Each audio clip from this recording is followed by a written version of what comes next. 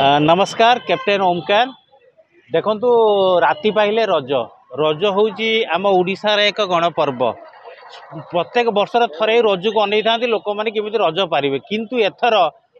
भद्रक आमर इंटरनेट सेवा बंद हो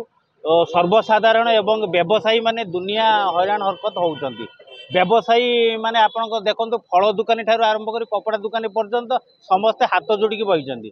आउ आमे गार्डियन माने आम पिला छुआकर कि रज पाई कौन सी गोटे फल कि पोशाक पत्र आम किनी पारुनु कारण आमे माने एते इंटरनेट रो अभ्यस्त हो जाइछु। आमे ऑनलाइन पेमेंट रे वर्तमान पूरा माने निर्भर करूछु। एटीएम को गला बेलू एटीएम रे एते लाइन जे पैसा पत्र नाही एटीएम रो मध्ये उठी पारु नाही पुणी आमर प्रशासन आहरी 12 घंटा बढ़ई देछि तेणु राति पाइले रज जे रज पाई टिके लोक माने बहुत प्रकार हैरान हरकत होउचंती। मो ना जगन्नाथ जेना आसते आम पिलांकर +3 रो फॉर्म जो अप्लाई होता पढ़ाई कौ सिलेक्शन कौटी कौन है सीटा जानापी आसलु तो ये नेट कम कि करूना बाध्य हो चुपचाप केन्द्र जे ओनर सी तो कहले नेट चलूना आम कौन करूँ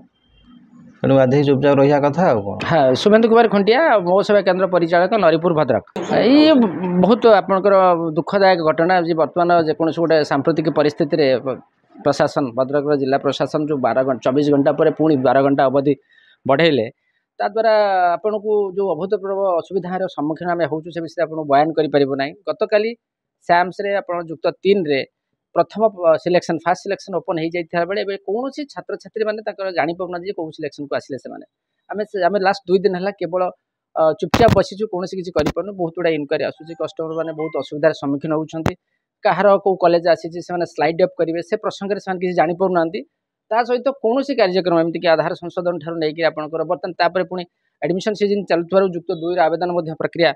चालू अच्छी यही समय इनकम रेसिडेंस कास्ट सर्टिफिकेट बहुल मात्रा आवेदन करा बर्तमान 2 दिन धरी ना से स्थिति विषय किसी जानी होची ना से कौन सर्टिफिकेट डेलीवरी दी होची ना आवेदन करी होची। गतकाली मृतक देहांत पर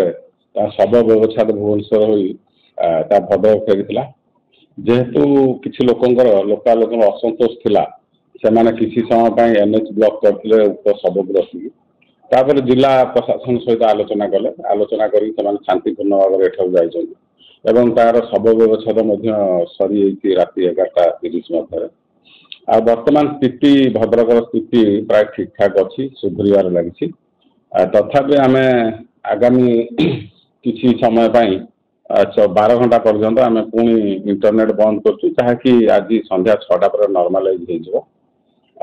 आपण मान जरिया मु भद्रकवासी की अनुरोध करी जमी भविष्य में आमको सहित आज जमी गतकाली सहयोग कले से सहयोग हाथ बढ़ाई।